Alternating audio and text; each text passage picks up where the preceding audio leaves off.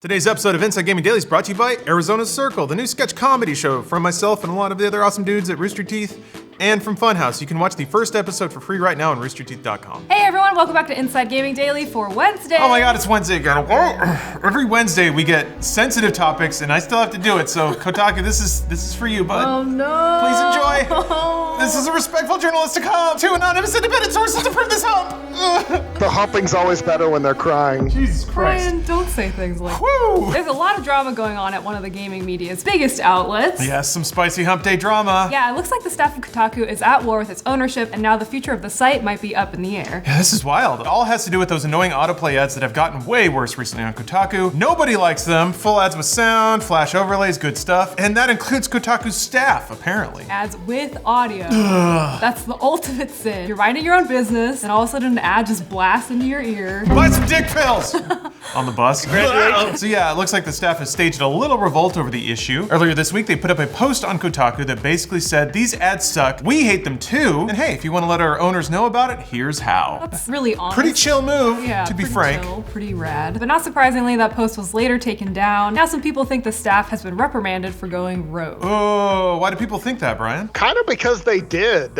Multiple staffers seem to kind of allude to some sort of punishment in their tweets yesterday. Kotaku's news editor, Jason Schreier, big fan of the show, tweeted yesterday, "I don't know what's going to happen next, but to everyone who has read and supported our work at Kotaku over the years, thank you." And that's like the kind of thing you post when you think you're about to get fired. The site's editor, Steven Totillo, tweeted, "Another tough day at the office. I've steered Kotaku through some rough waters before thanks to my amazing team. Can I do it again? We'll see." Fairly ominous. Yeah, these are all shades of ominous, I'd say.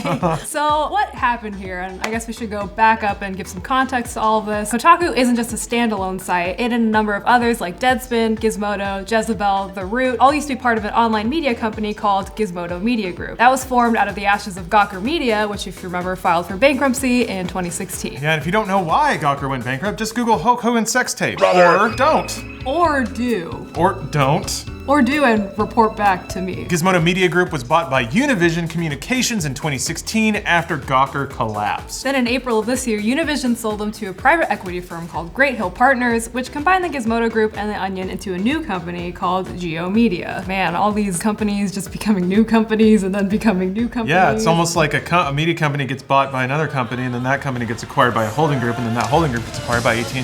Oh boy. So yeah, that raised some eyebrows because private equity firms are sometimes not the best owners because they have no reason to be. They've got a reputation for demanding profits over everything else and layoffs. Yeah! And has that been happening here, Brian? Not surprisingly, Geo Media has been clashing with its new employees across its various sites. They made headlines recently when management told Deadspin to stick to sports instead of politics. So they're already kind of trying to exercise editorial control. That led to Deadspin interim editor Barry Pachetsky getting fired for not just sticking to sports. Yeah, I wonder what that meeting was like, because he was very blunt in that tweet. There's no way they would say that, right? It'd be more like, we've decided to part ways because we decided to take Deadspin in a new direction. And he's like, look at my balls! I just brought them out, look at them! I'm gonna piss in your car. Just wait until you guys fire me. The tweet storm is gonna be awesome. I'm gonna make sure the windows are rolled up on my car. I'm gonna have a six-pack and just go nuts. The other day I got into my car and I looked in the back seat and Brian was back there just chugging Zimas.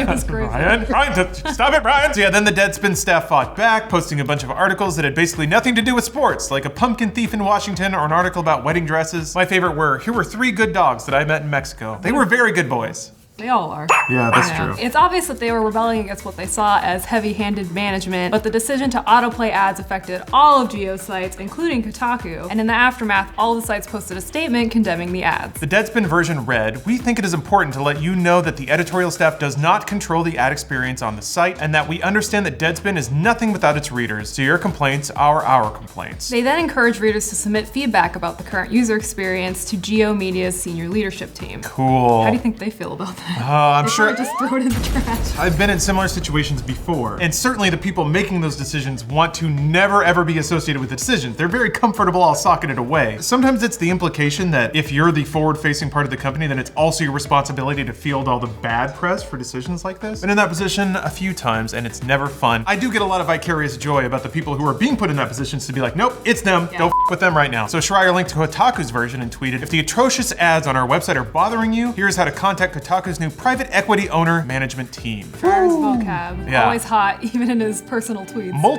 Polysyllabic. Oh my god, what the hell is that? Sexual. Those posts were later taken down by management, according to the staff's union. So that about brings us to where we are right now. Yeah, it's usually bad when you're posting something that your owners are unilaterally deleting without any communication. By Tuesday night, Kotaku was trending on Twitter, with some people wondering if the site was shutting down entirely. Even people in the industry have been showing support for Kotaku, right, Brian? Corey Barlog, the director of God of War, no less, tweeted his support to Schreier, writing, "How is your company not pressuring you to not talk or tweet about this? Or are they, and you're just saying screw it? Either way, respect." The developer Chet Falzak tweeted, "It's like someone from the 80s just bought a website and has no idea how anything works. Good luck, Kotaku and Deadspin, you deserve better." That's probably what it is. Yeah. A bunch of boomers being like, Mergers and acquisitions, dude, fell into a time portal. chairs all slicked back. Yeah, he's very got a sunglasses. cigar. Yeah, he's like, We're gonna make some money! The staffers insist that the site is still going. Writer Heather Alexandra tweeted, "A lot of trolls are acting like Kotaku's gone, but we're not. As we fight for our comrades and see what the future holds, we're still gonna do our best to provide the coverage readers expect." Interesting choice of the word comrade,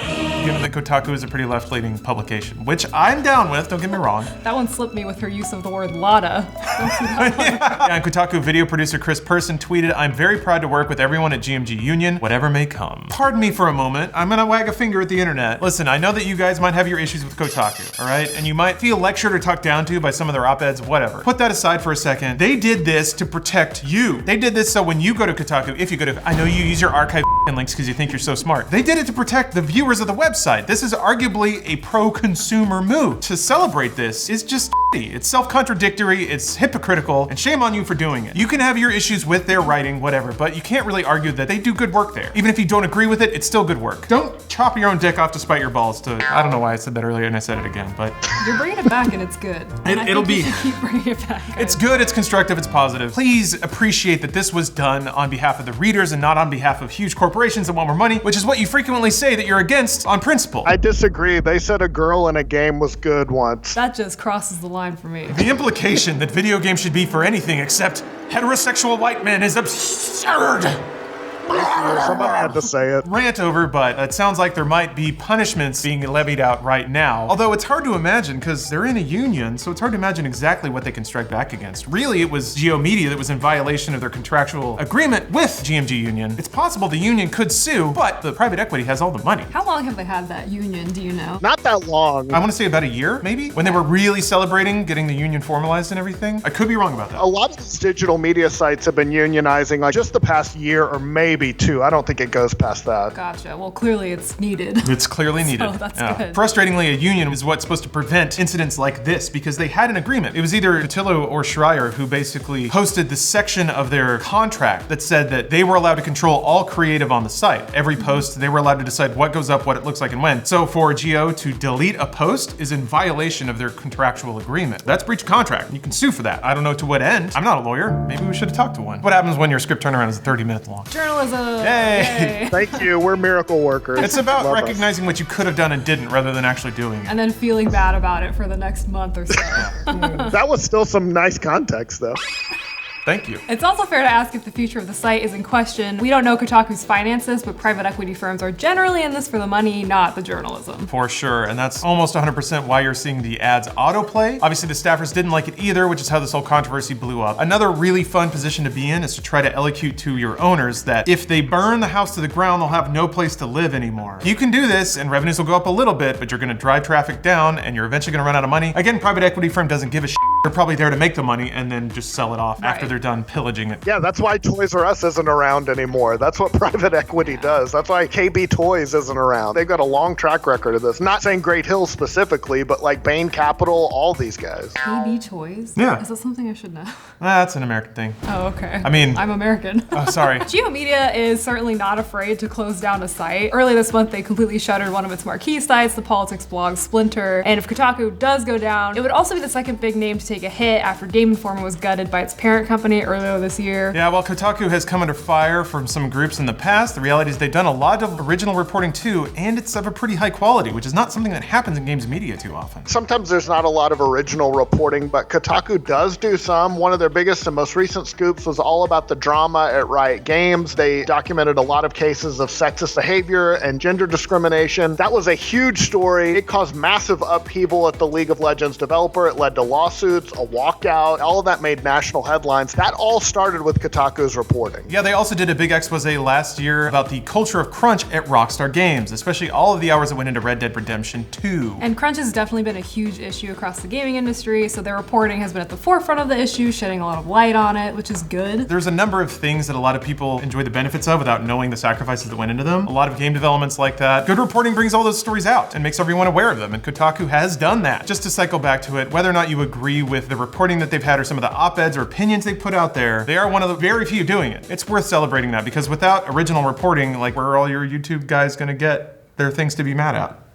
So consider that. You're right. Today's episode of Inside Gaming Daily is brought to you by Arizona Circle. This is a show that I, and especially like James and Elise over at Funhouse, worked super hard on. It's hard on.